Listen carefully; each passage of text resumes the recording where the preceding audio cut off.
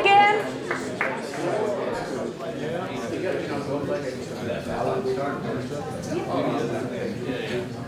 So once again, everybody, I really wanted to thank one more time Dr. Lewis for his presentation.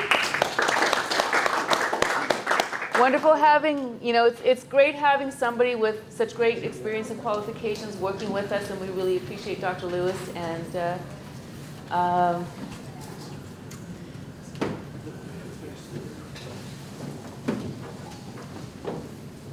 so I just wanted to take a second. We're going to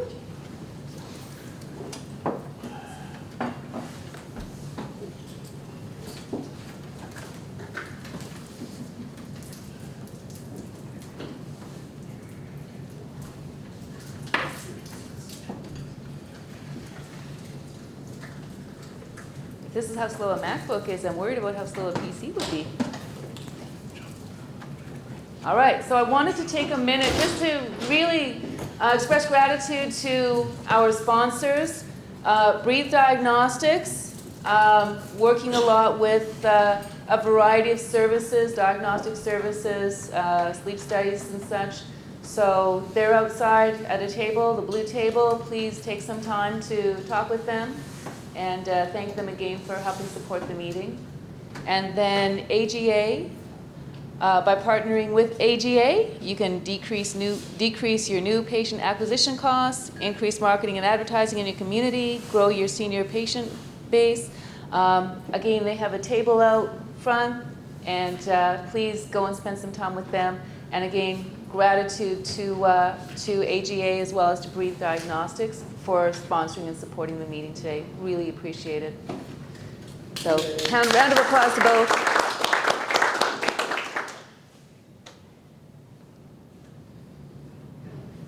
And I would like to introduce our keynote speaker, Dr. Linda Cocciarella. And I know a lot of you have heard her name before. And of course, she is a clinician, author, editor, researcher, more than 25 years of experience practicing internal and occupational medicine. She's a graduate from Northwestern University Medical School. And she trained for occupational and internal medicine at Cook County Hospital in Chicago. She is the author of numerous books and articles, and of course, the one we most famously know here in California, the AMA Guides to the Evaluation of Permanent Impairment, and the 5th edition. So she was also the assistant medical director, the New York State Workers' Compensation Board. So, I mean, she certainly knows Q.M.E. as well as or better than a lot of us, or medical legalists, as well as or better than most of us in this room. And we have a lot of very knowledgeable people in this room. And following a career in academic and administrative medicine, she has returned to clinical practice. And she works in California as a Q.M.E., and then she also works for the state of New York as well as in private practice in New York. So please welcome Dr. Linda Cocciarella.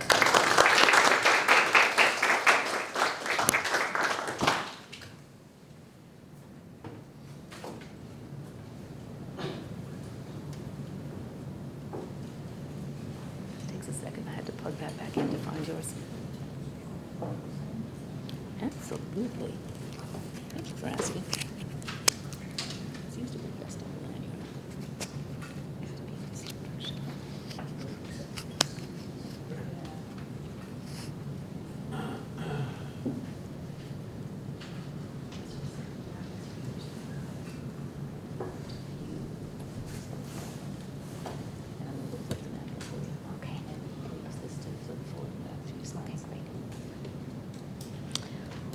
Thank you very much, Susan, and very happy to be here and to be speaking on behalf of the Medical Legal Expert Group and to be meeting many of you. Thanks for those kind words, although I have to say it's not true in that I think there's a lot more expertise here than I have, certainly in California and the Q.M.E. and AME system, as I know many of you have been doing Q.M.E. and AME exams for many years. Can you be able to speak?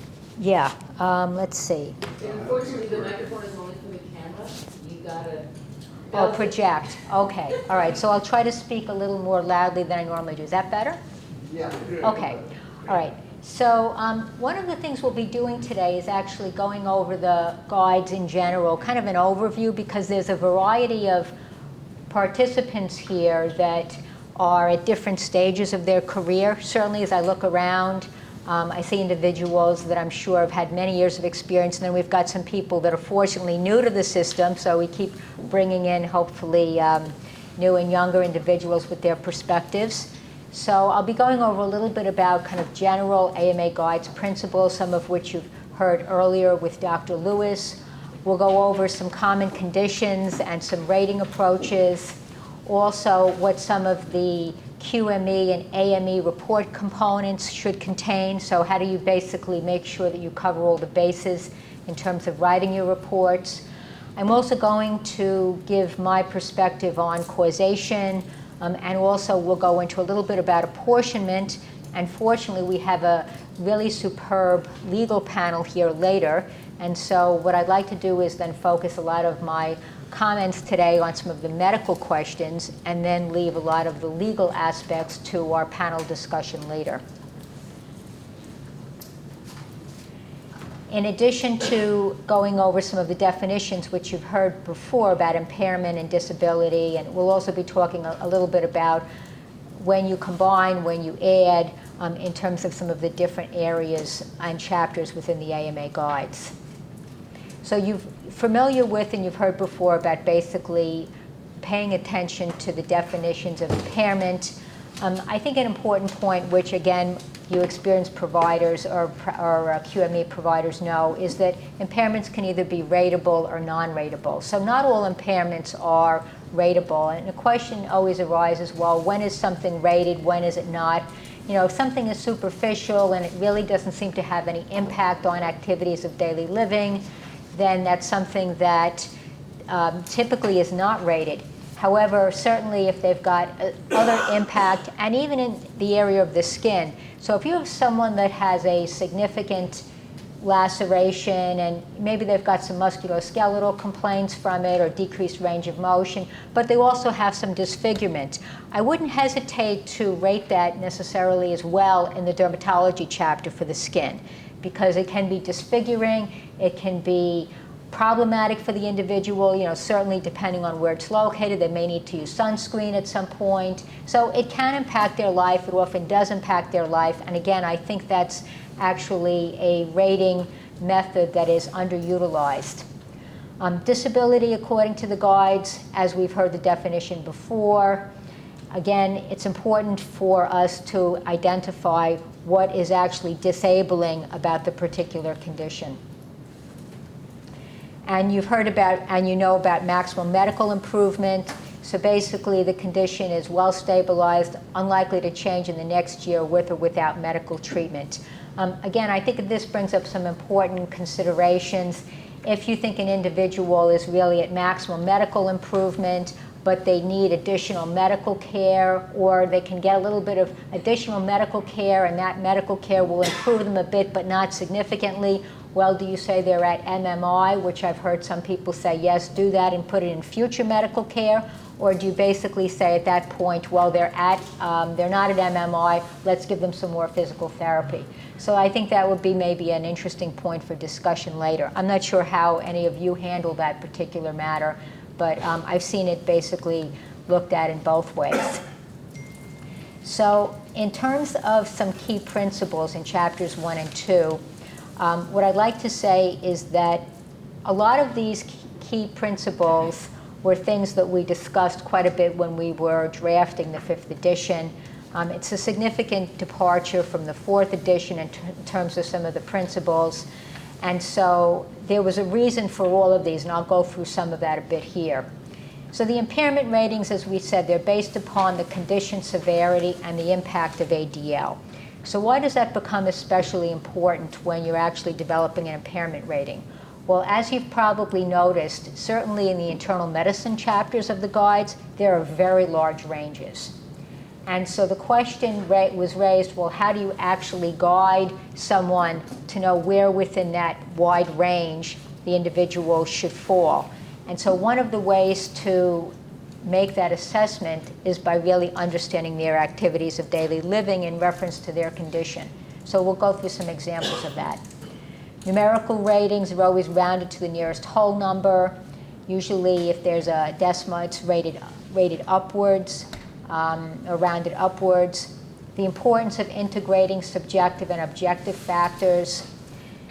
In the cases of normal, so the guide's normal values are based on population values, but in some cases individual comparisons are most important. So that's why the guides really references, comparing the right to the left, or in the case of someone who may have been very physically active beforehand, who was an asthmatic, but their pulmonary function tests are generally quite good. In those instances, you've got discretion as to what normal you use. And it can actually work both ways. So for example, if you have someone who's got a marked increased flexibility of their, for example, their fingers or their wrist, and they injure, say, their dominant side, and they've lost range of motion, but that range of motion loss actually doesn't put them into a category that meets criteria for rating, what you could do is make an argument and saying, compared to their uninjured side, they've lost like 5% or 10% of flexion or extension, and based on that, I would indicate that they have a rateable loss of range of motion, because now you're going to use their other side as the normal. So this is allowable within the AMA guides. It's not usually done. I've done it in some cases where I feel the individual does have a significant impairment from an injury, and I can't find another way to actually rate them, but they've got a range of motion loss compared to their uninjured side. Again, this is a way that you can basically take that into account. The guides indicate that if there are subjective concerns like fatigue or pain, that again you have to have measurable abnormalities in order to give a rating or to give an increased rating. And then another thing that I see underused significantly is treatment effects. So does anyone use treatment effects when they do their ratings? Basically I'm seeing some people shake their head no. So essentially, if you think an individual is taking medication that has some adverse other effect, or it's become problematic for them, the guides indicates that you can increase their impairment rating by an additional 1 to 3%. And I'll give some examples of when I do that. Certainly in the case of a beta blocker, if someone had a heart attack and they're complaining of perhaps sexual dysfunction or more likely generalized fatigue, I might increase their impairment rating by 1 to 3%. So again, it's not used enough, I think, and it is appropriate in many instances. And then pain, as you know, really is supposed to be increased by 1 to 3% when the pain is excessive. So someone has radiculopathy, or they've got what seems to be pain in conjunction with the particular condition that's being rated. Pain is included in that. But if you've got an individual that really seems to have increased pain, maybe there were complications, they had surgery, the surgery went poorly, now they seem to have nerve injury, again, you can increase the rating by an additional 1 to 3% if needed. The guides indicates that basically impairment ratings should always be combined, but there are some instances where they're added. So again, we know that there's been case law in California that indicates you can add impairments if you feel there's a synergistic effect, and so you can cite that case law. But within the guides, it basically indicates that in certain instances, conditions are added. So when you're looking at, for example, range of motion around a particular joint, you would add all of those particular impairment ratings. Also, the other time when you would basically combine impairments is if you have, you would not combine impairments if you're doing anything that's duplicative. So for example, if someone has low back pain with radiculopathy and they've got a hip problem, and you think, as Dr. Lewis mentioned earlier, that the hip problem is due to their radiating pain because of their spinal injury, in that case you would not rate them for the hip problem as well. If they had hip arthritis though, and you felt their hip arthritis was due to their underlying work or inconsequential, maybe there was a knee replacement and some limb length shortening, and they ended up having a hip problem as a result of that, and now maybe they've got some hip arthritis, again, then that would be a rateable scenario. So basically you have to look at it being a separate condition.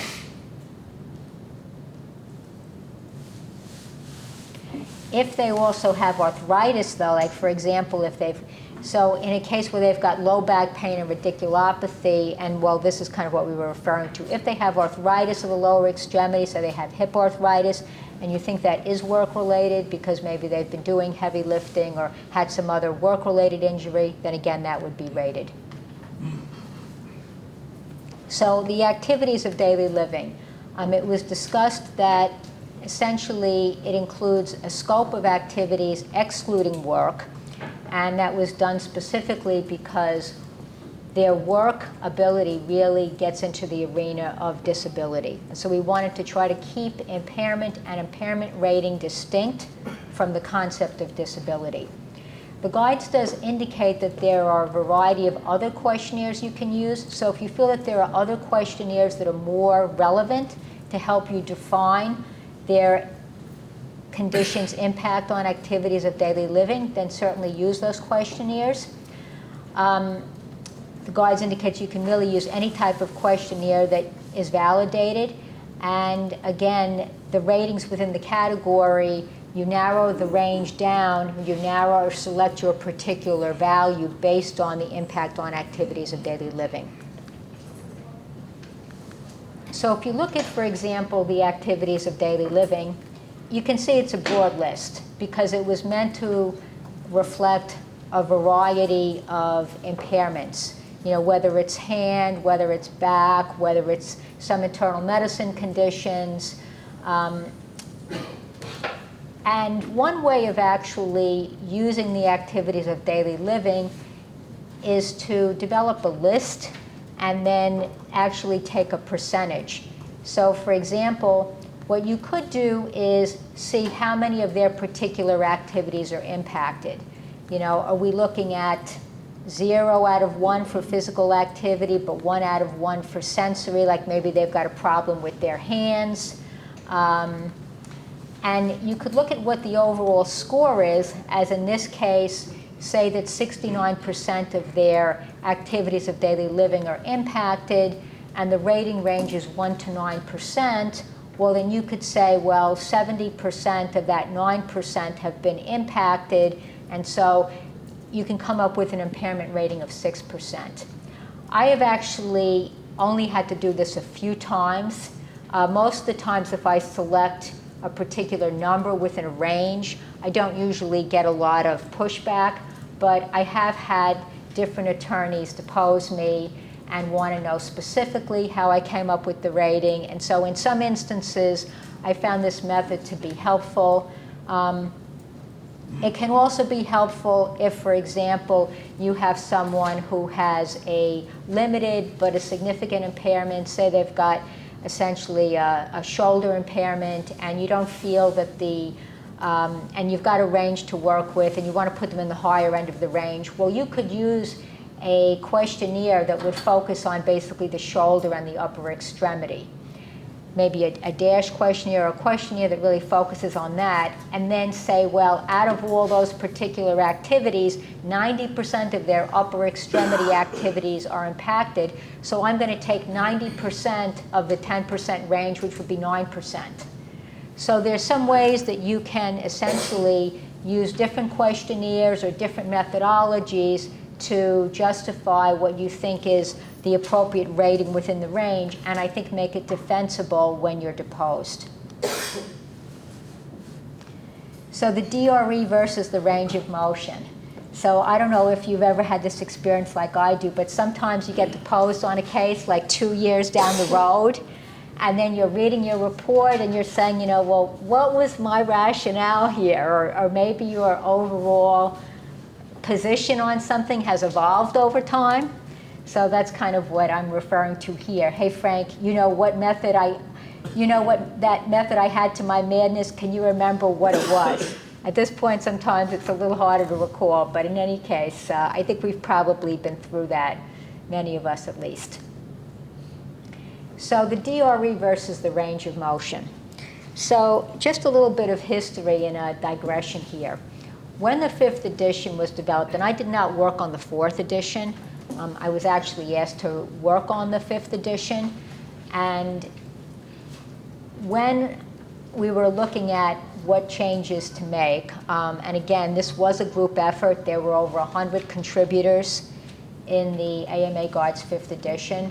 I wrote some chapters. I edited the entire book, and Gunnar Anderson, who did the spine chapter, was someone that I brought in to help because of his tremendous experience in the spine. But basically, the DRE method was introduced in the 5th edition because there was the recognition that many cases over time could have repeat injuries. And that was a hard thing to kind of identify, if an individual has an injury and then they come back and they've got a subsequent, well, I'm sorry, I misstated that. The range of motion method was used for repeat injuries. The DRE method was introduced so that we would be able to have kind of a simpler approach for an individual that had a single injury coming for the first time for a workers' compensation claim, whereas the range of motion method was retained so that we would be able to rate individuals that had repeat injuries over time. So we'll go into kind of how that looks. So again, the DRE is really considered to be the principal method. So if you've got like a particular distinct injury, if it affects a single level, and there are different categories clearly within the DRE method. So again, a single event, some of the triggers for the DRE method, if there's radiculopathy, if there's a fracture, if there's an alteration of motion segment integrity. And again, in using any of the methods, as was mentioned earlier, you really have to make sure that the clinical findings are supported by the objective studies. So I'm sure you're familiar with all of this for those of you that are new to Q.M.E. or AME work. These are essentially the considerations that you need to make, whether or not there's muscle spasm, guarding, asymmetry of spinal motion, is that based on pain or is that actually based on some other criteria, radiculopathy, alteration of motion segment integrity. And again, being able to document in your report and also during the deposition whether or not you find consistency among your clinical and objective findings. So, realizing that there's overlap among the different nerve innervation areas, if you've got someone that clearly has an S1 nerve impingement on an MRI, you should see some of the either sensory or motor deficits or reflex compromise in your clinical exam. And this is really how you can help to strengthen your report and indicate that, yes, the clinical findings are consistent with the objective findings. I think often what can happen in reports is the individual will just rely on the MRI, and then the clinical findings will be like kind of vague. And so again, if you really have more consistency among what's on the MRI and your clinical findings, that really strengthens your report.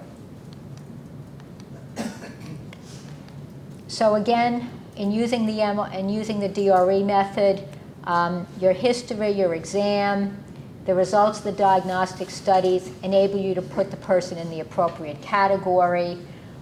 Individuals have asked, for example, well, how do you decide if someone is in a category 5% or a category 8% or similarly 10 or 13%? And again, that's based on what? That's based on the activities of daily living, how significant you think their particular condition is as well. how impairing it is, and also how severe it is. I've seen individuals then add an additional 3% for pain on top of the value. So for example, they'll go 13% for a documented radiculopathy and give them an additional 3% for pain. Again, as I said, you're free to use that, but you need to justify why you think when pain is already included in the ratings, an additional 3% is warranted, or additional 1 to 3% is warranted. So the DRE is preferred. The range of motion is important. It does have much more limited use. So for example, in cases where you have an individual, this is a case of a tree trimmer, he's got chronic low back pain, he fell, he was holding a heavy tree trunk, he had clinical findings of radiculopathy, he had an MRI that showed multi-level disc bulges and herniations in the same spinal region, in the lumbar region. He had EMG nerve studies positive for neuropathy at the L5-S1 level only. So the question is, well, do you put him in the range of motion because he's got basically in the lumbar region multiple herniations, or do you put him in the DRE? And according to the way the guides was actually developed, it's recommended that you would put this person in the DRE. You'd put him in DRE category 3. You could give him certainly the higher percentage. And the reason you'd be using the DRE is because, first of all, there was an injury, and second, because his findings are more consistent with symptomatic disease at one level. When you're looking at symptomatic disease at multiple levels, then that's a time when you can more readily justify using the range of motion method. But if the symptomatology corresponds to one level, then that's really where the DRE is meant to be used. And this is basically from the guides indicating, when to use the DRE versus when to use the range of motion. So again, range of motion would be used if there was an illness or injury at multiple levels and those levels are symptomatic, and you can indicate and justify that in your report. If there's a repeat injury or a new injury in the same region. So for example, if they had a rating previously and they had a recurrence, so maybe they had a re-herniation at that level or another level within that lumbar region or the cervical region, then you would use the range of motion.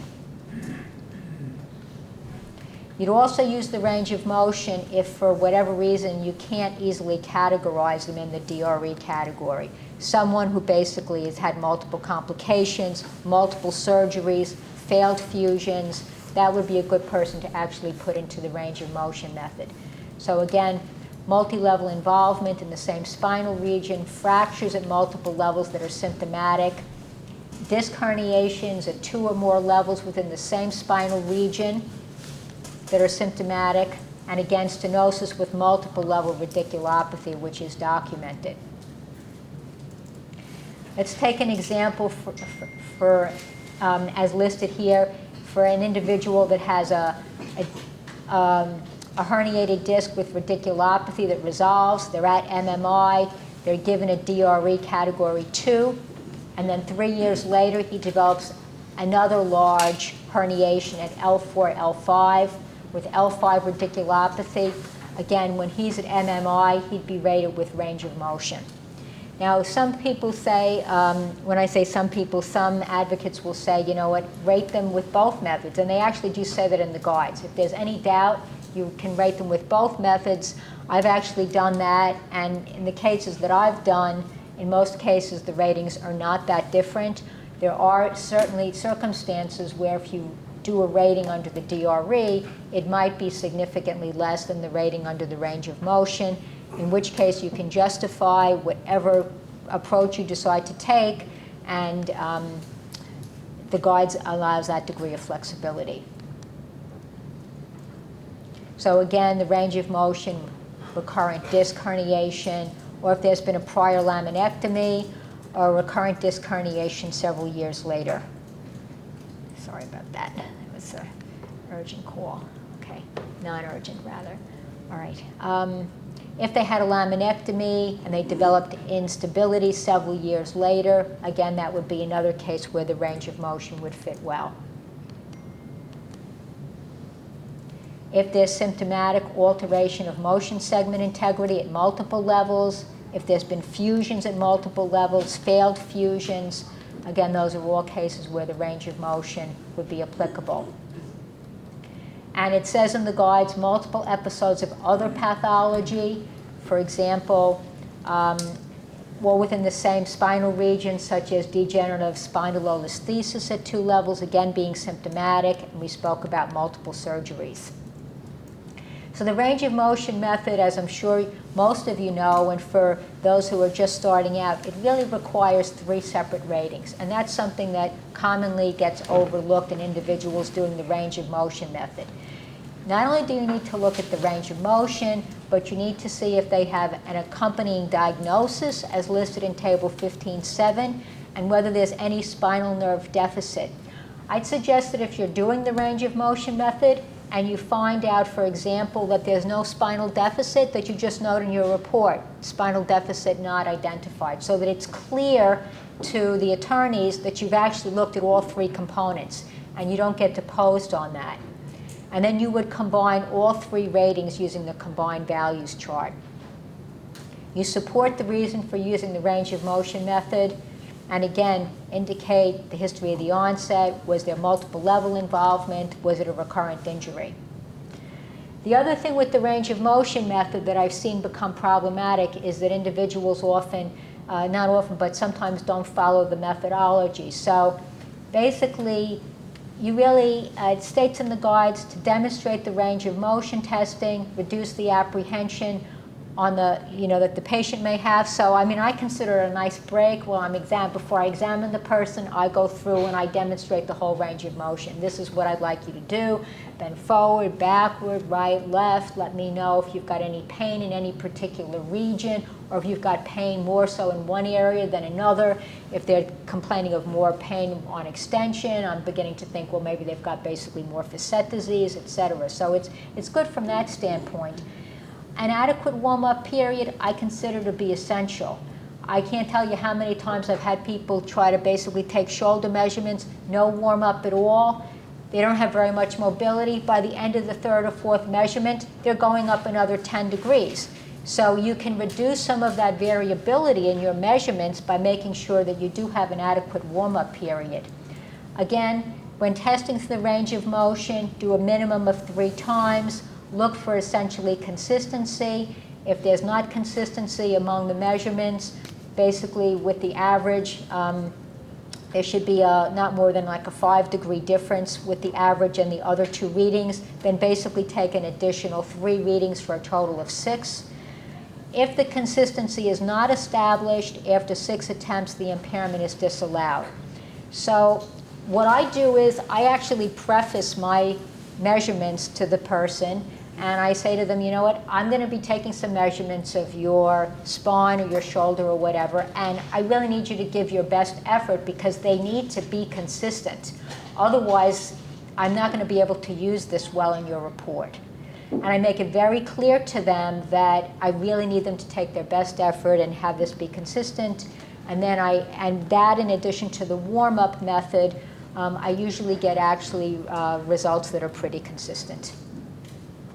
The upper extremity, so leaving the spine, a few comments about the upper extremity.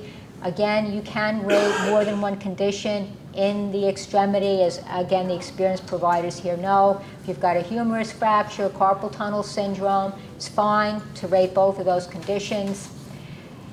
It's been raised commonly that there are limited options in terms of rating tendon impairments, and that's true. Certainly if you've got constriction in the hands or the fingers, there are particular charts for rating constrictive tenosynovitis or trigger finger. But if you can't find another method and the range of motion is normal, then you can use strength. And again, I would preface any testing with them about the importance of having consistency. And you can refer to strength in the other limb and use the other limb as the normal making some adjustment most likely for dominant versus non-dominant. Carpal tunnel syndrome is rated separately. There's different methods, whether it's a surgical or a non-surgical case. So let's take an example here of a case I had, a 38-year-old chef. He had a left ulnar neuropathy. He had surgery. He had transposition. He had chronic pain. He had scar sensitivity. And he also had carpal tunnel syndrome. So I rated him on the ulnar neuropathy. I believe he had some elbow restricted range of motion. He was rated with that. Those were combined with rating for his skin because he had some scar sensitivity. So you could use all of those different options to rate that particular condition, or you could use grip strength. Grip strength is recommended as not the preferred method because it's much more general. You really want something more specific if you can. But what you could do in this case, and I think I did that in this instance, is I rated it on all those different methods, and I also rated it on grip strength. And then according to the guides, they say to use the highest and the most specific rating method. Again, you would say here, well, grip strength is not the most specific, but if there was a significant discrepancy between the two, you could make a case as to why you think, for example, strength might be more appropriate. Why you have scar sensitivity or grip strength instead of and grip strength? It's one or the other? It would be one or the other, yes. So you wouldn't be using grip strength with those other methods, but you would be using, yes, you could use scar sensitivity with grip strength. So I think that's actually misstated on the slide. Thank you. Because actually, if you're going to rate for the skin, that would be totally separate outside of the musculoskeletal, so you could combine that with grip strength. Okay, a few comments on the respiratory chapter. Again, I think this is probably an overall rating method that's underused. And for any of you that are essentially seeing patients that are laborers, that are working around of dust, may have complaints of chronic cough, shortness of breath. Certainly, it would be important for you to refer them to your colleagues to see whether or not they might have reactive airways disease or asthma. This was actually a very controversial chapter in the guides. You wouldn't think it, but it was, because essentially what it does is it gives a rating to anyone that has asthma. Or if they've used an inhaler and you believe that it's work-related, they will basically get a rating, and the rating would be between 10 and 25%, assuming that you can document a diagnosis of asthma, which may be either with a methacholine challenge test, if their regular pulmonary function tests are normal, or at another time post-shift, if they happen to be symptomatic at the end of a work shift. The lower extremity chapter, I'm sure you're familiar with this. Essentially this table, which tells you what methods you can and can't combine, the diagnosis-based estimate table. So again, for individuals that have had a meniscectomy, I know one of the concerns that's been raised is that often the ratings for meniscectomy are low. And so what I'm always careful to do is to make sure that I assess other things in the knee that might be problematic in terms of their function. So for example, do they have arthritis? Do they have chondromalacia? And if you're indicating that the individual has worked in heavy labor, then you can basically combine a rating for meniscectomy with a rating for arthritis, with chondromalacia. So I'll end up getting plain x-rays as well, flexion extension films, to see whether there's any additional arthritis of the knee that might also be rated and justified as occupational. The digestive system, again, we changed some of the ratings in the 5th edition so that they were more consistent. But the point I wanted to make here is that you would combine different areas of impairment for different areas of the GI tract. So for example, if they have a small intestine problem, in this case the person had mesothelioma, they had surgery, And if they actually also had, and they had a lot of their intestine removed because of the mesothelioma, they would get a rating under the small intestine, they would get a rating under the large intestine, and then if they developed later an incisional hernia, they could get a separate rating for the hernia. I know that there's been questions raised about the and/or in the actual hernia chart, and I know that was raised earlier. I was discussing with someone about the GI table as well. But in the hernia chart, it actually says the or can be either of the other two. I can go over it later if someone pulls up a copy of the chart and we can take a look at it. The neurology chapter, again, extensive changes in the 5th edition. Basically, the point I wanted to make here is this: say you've got an individual. I had someone who basically fell off a roof. They had a head injury, a subdural hematoma. They had seizures which resolved. Question is, do they have any mild cognitive decline? And I don't know about the cases you've seen, but some of the cases I've seen in terms of individuals that have had head trauma, some of them have also had psychiatric conditions. And it becomes really difficult at times to tease out, what of their cognitive function is really due to their underlying psychiatric condition versus what is it actually due to the physical head trauma. What I like to do is actually get neuropsychological testing, and sometimes they may not be able to discern that well, but in other times I've seen it actually be very helpful. If the individual also has chronic headaches, that can be rated separately and combined with the neurologic rating. Certainly, if the individual has signs of dementia, and you try to do your basic testing in the office, whether it's a mini mental status or some other screen for cognitive decline, if that's positive, and again, there's been some head trauma or you've got some concerns, I really prefer to do neuropsychological testing. So we've got a variety of practitioners here today, and I know that there are distinctions between the psych versus the internal medicine versus musculoskeletal. So I just wanted to go over some of the things that, for those that are doing a variety of evaluations. So with psychiatry, basically there's a threshold, as you know. In internal medicine categories are very broad, as you probably know, and so the ADLs become especially important. Also, apportionment, I think, is more easily substantiated in the internal medicine chapters because there's a stronger epidemiologic database about, for example, all the risk factors for hypertension or diabetes.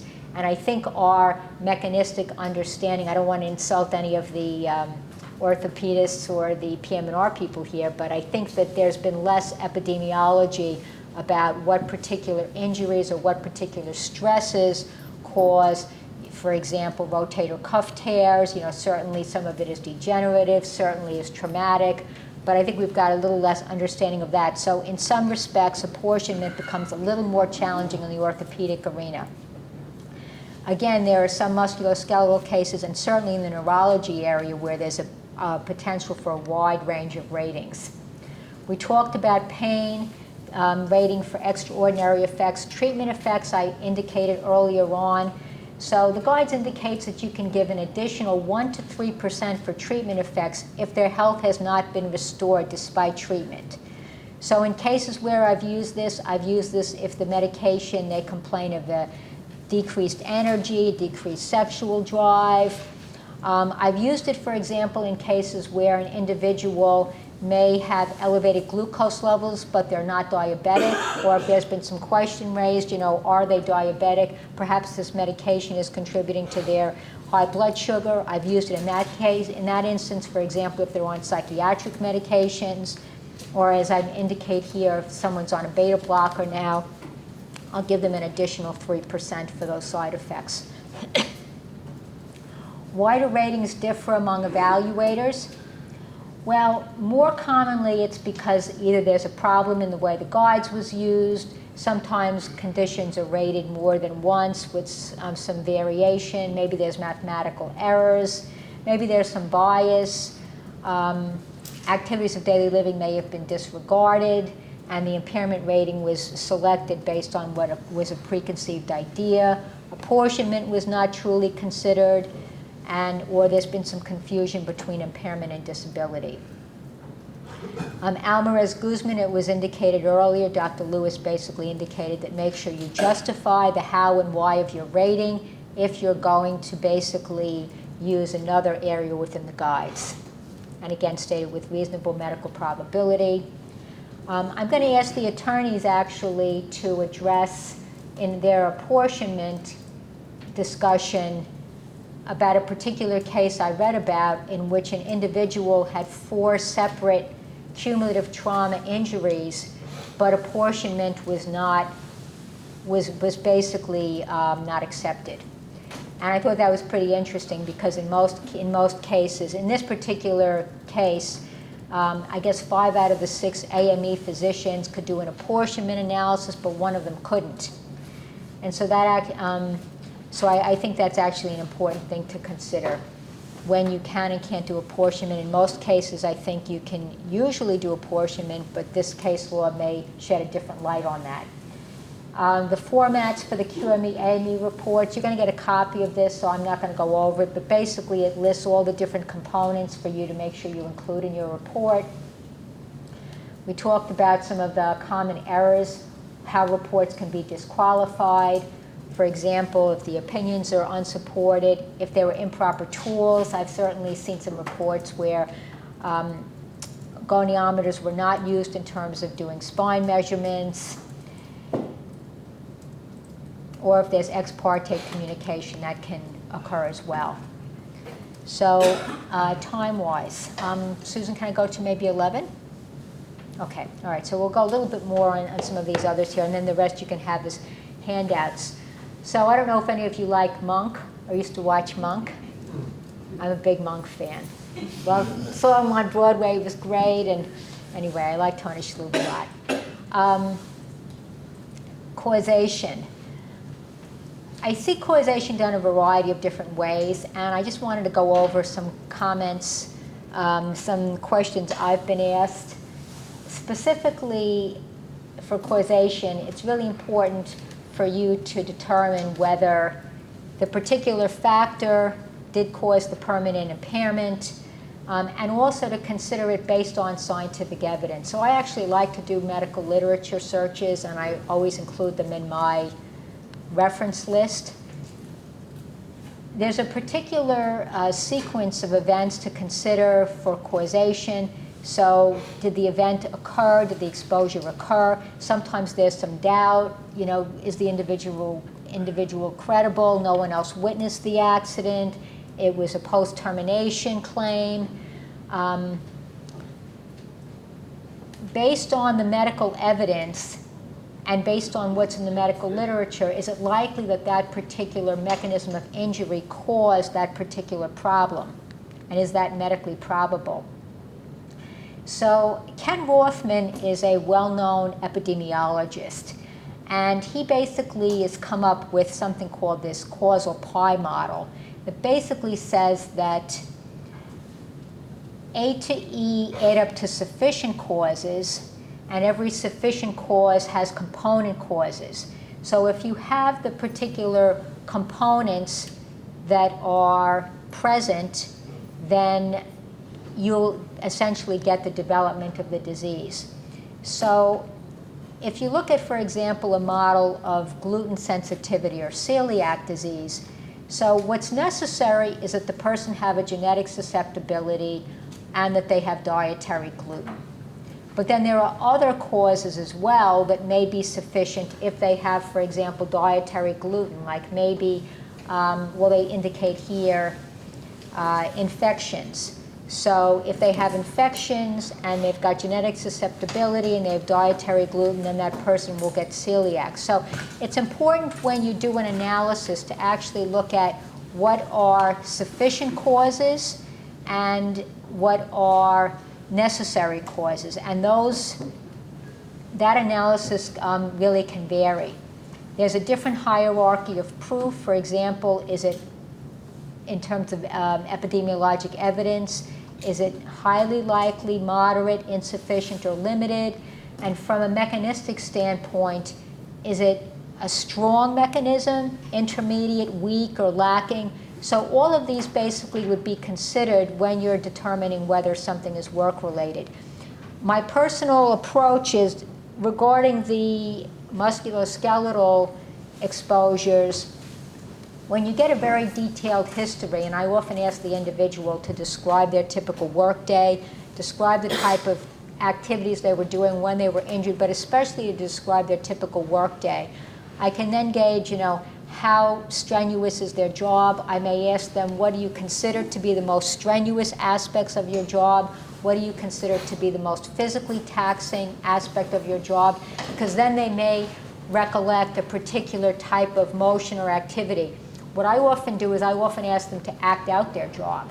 So if I have someone who is basically working on an assembly line and I'm having difficulty figuring out exactly what they do and why they have the shoulder injury, they do a little bit of lifting, I'll ask them to stand up and pretend, here's the assembly line, please show me what it is that you do. And I find that actually very illustrative, because then I'll see, well, how many times per half hour or whatever they're actually going above shoulder height, and I can write that into my report. If I've got an individual who is basically alleging a cumulative trauma claim because of their workplace, sometimes I will give them my computer and I'll put a blank screen on it and I'll say, adjust your workstation, adjust this area to what your workstation is. And it turns out their printer is over here and their laptop is down here, and then I watch them type and they'll really hyperextend their wrists. And when they do that, you can see how it's not uncommon for them to basically have developed carpal tunnel or some other entrapment. So I think by really analyzing their workplace, their work history, having them demonstrate things, sometimes, and I'm not sure if this is actually, quote, allowed, but I will go in and I'll bring up, as Dr. Liu was saying, I'll bring up their place of work and I'll do it right there. Here's the building. I'll bring up a piece of equipment on Google search. Maybe they're working with a particular type of forklift or whatever. They'll tell me the name, I'll put it into the Google search, and I'll see exactly what it is, and I'll say, how are you using this piece of equipment? And I get a much clearer idea, so that when I'm deposed and they ask me about their job, I know their job. I understand their job, and there's a lot of aspects about their job that I could explain to someone else. And I think really, if you're going to be making a decision about causation, whether you're saying, in favor or not, you really need to do your homework and understand what it is that that individual is doing.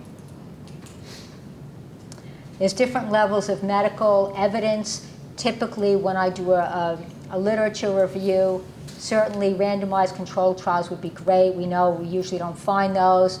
Prospective cohort studies, if I find those, I weigh them much more heavily in terms of the evidence that I give, especially for internal medicine conditions, if something is considered to be occupational or not.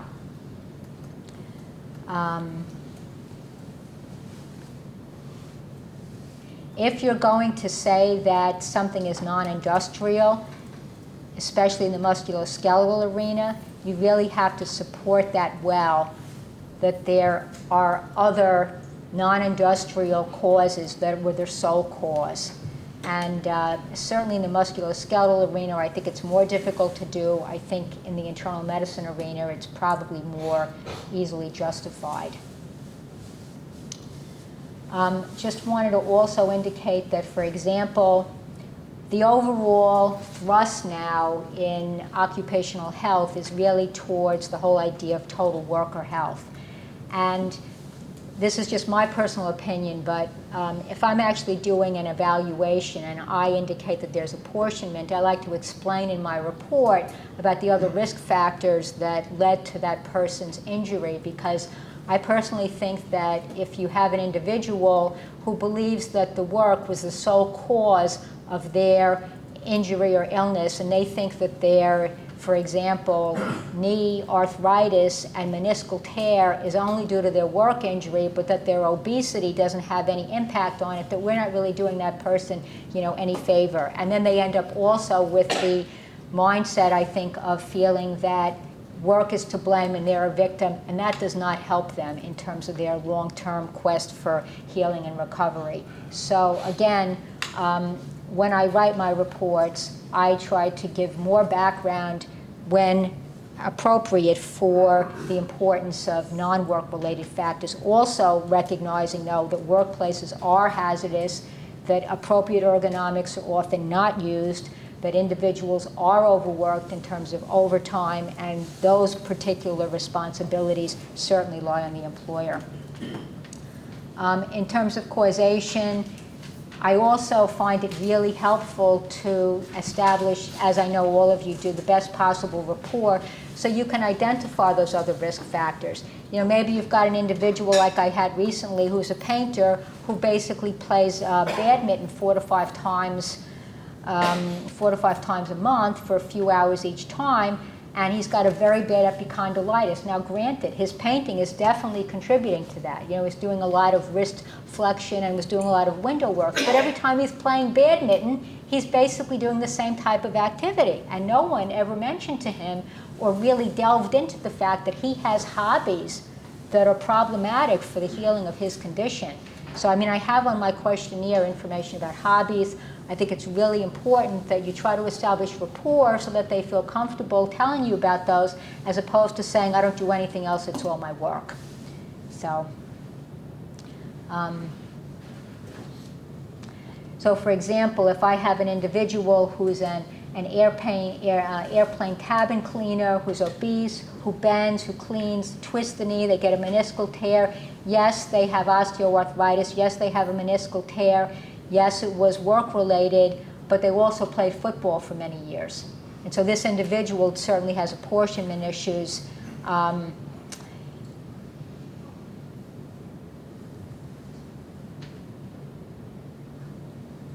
If, however, I've got a case of a middle-aged teacher, falls on their buttocks, develops bilateral shoulder pain and low back pain, and the question is, well, you may say that the low back pain may have been basically triggered by their fall, but what about their bilateral shoulder pain? They file this as part of the claim. Again, it's really important to look at what other contributors may be, and that's where perhaps some of the internal medicine evaluation comes in. I had another individual, for example, a police officer, herniated disc, re-injury, recurrence of low back pain, was surprised that she had a vertebral fracture, but it turned out that basically she had had a hysterectomy, she hadn't been on estrogen for many years, we got a bone density, and she was severely osteoporotic. So she had a stress fracture due to the osteoporosis as well as her smoking, and these were contributors as well to the fact that probably, she sits in the patrol car for many hours, and that's not helpful for her back. So again, it's important with these particular conditions to identify what factors are not only industrial, but also what is non-industrial and can subsequently be modified by the individual so they may be able to take their life back. Some other cases here, basically migraine headaches aggravated by work stress, DJD of the cervical spine. In a situation like this, if the person doesn't appear to be doing anything that's that causative in terms of the medical literature causing degenerative cervical spine disease, then this is kind of a case where you really have to question whether the causation was occupational. Asthmatics, certainly individuals exposed to environmental tobacco smoke, or I've had someone was working with in a nursing home where they could bring in pets and the asthma would flare up. Again, this is something to consider in terms of something being occupational.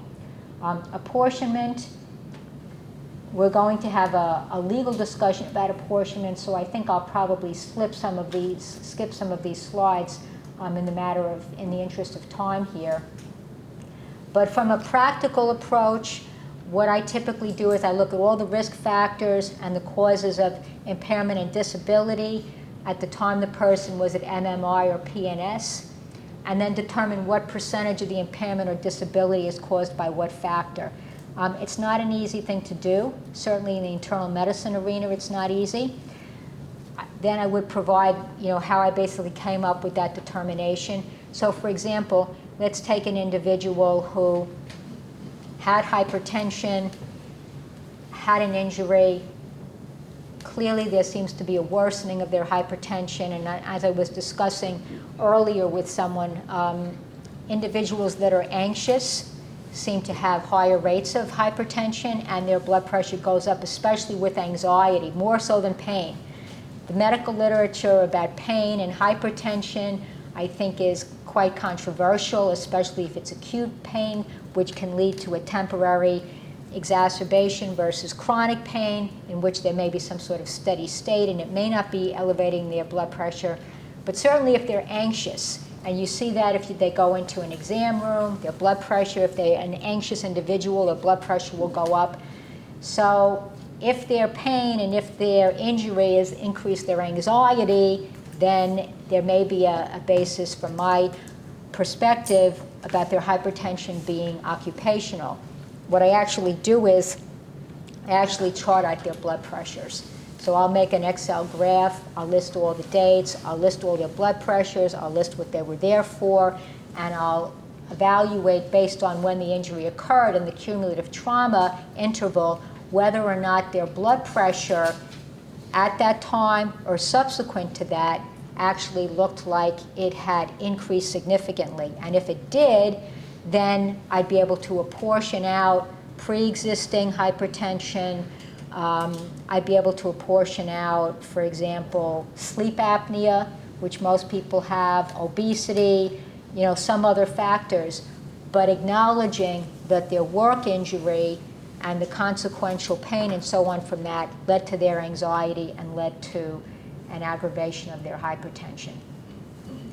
I think in cases where there were prior injury or claim, when there's cumulative trauma, if there's degenerative disc disease, in many cases of carpal tunnel and internal medicine conditions, in all of these situations, I think you really need to consider apportionment. There are many risk factors cited. For example, for carpal tunnel, here's a list. Things that, besides the diabetes and the thyroid condition, there are many other considerations as well. Again, you've got a case here, a carpet installer, 20-year history of flexion extension of his knee, installing the carpets. He's got arthritis of his knees, decreased range of motion. He had a prior injury in his right knee in a motor vehicle accident. He had physical therapy and it supposedly resolved. So in this case, do you think there was any apportionment that should be given to his prior motor vehicle accident? And if so, how would you determine that? Well, one thing I would do is I would look at the differences in terms of his knees, in terms of the radiographs, see whether or not the knee that was in the motor vehicle accident had more severe arthritis. And I would also find out from his history how often he used his right knee to do a lot of that kicking, in terms of the carpet installation versus how often he used the left knee. And based on those factors, if he used his knees somewhat equally or used his right knee more, I'd weigh that more. If he had the motor vehicle accident and basically his right knee showed a much more accelerated course, then I might be willing to do some apportionment to the motor vehicle accident, even though he said, quote, it was resolved. So it depends on the circumstances and how you decide to basically approach it. I think I'm going to leave more of this apportionment to the discussion that the attorneys are going to go on to basically discuss. And I'm very much in agreement with Dr. Lewis's point that sitting is the new smoking. In fact, I use a sit-stand desk as much as I can. And in my ergonomic recommendations for some individuals, I often write a sit-stand desk. Whether or not they'll get it, I don't know. And the last robot here is just something that I'm sure we've all been thinking about. How many of these jobs are actually going to be engineered out in the future? How will things change in terms of our society? And I think we've got actually very big questions and solutions that are going to be needed for that. But most importantly, and I'm sure many of you feel the same, these occupational injuries are tragic in terms of how they alter people's lives. We have to do our best to help prevent it. Thank you. Thank you.